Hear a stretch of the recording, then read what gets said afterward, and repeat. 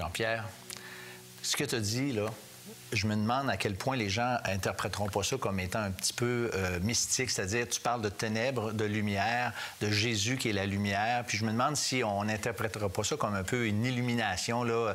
Tu as eu une révélation, le ciel s'est ouvert, toi, là, puis toi, c'est pas comme ça, ton expérience, c'est beaucoup plus terre à terre que ça, non?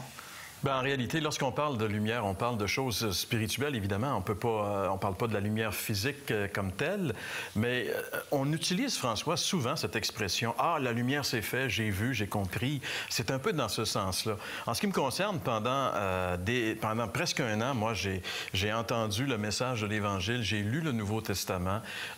Je savais jusqu'à un certain point ce que Jésus attendait de moi, mais j'hésitais et il y avait comme un déclic qui ne s'était pas fait encore. Et je me rappelle très bien de ce soir d'octobre 1974, alors que j'étais à Sorel, j'étais animateur à la radio, j'animais une émission, mais tout en animant, je faisais un cours biblique. Et ce cours-là, c'était « Ils ont rencontré le Christ », et c'était l'histoire de ce malfaiteur mourant qui était crucifié aux côtés de Jésus lorsque Jésus est mort. Et en étudiant ce court texte de l'Écriture, à un moment donné, j'ai réalisé, en fait, je me suis comme projeté dans la peau du bandit. Oui.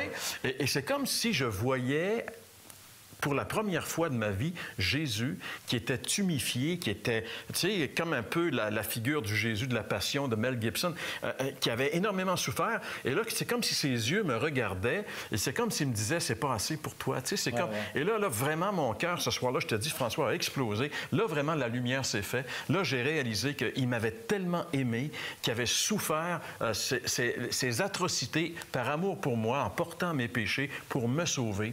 Et là, parce que moi, je résistais toujours à Jésus. Je voulais pas lui donner ma vie. Je savais que c'est ça qu'il voulait. Et ce soir-là, je lui ai dit, oui, prends ma vie. Et je crois que ce soir-là, la lumière s'est faite.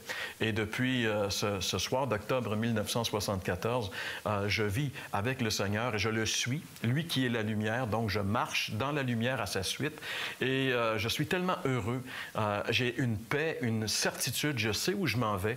Et j'aimerais que ce soit également pour vous qui écoutez cette émission.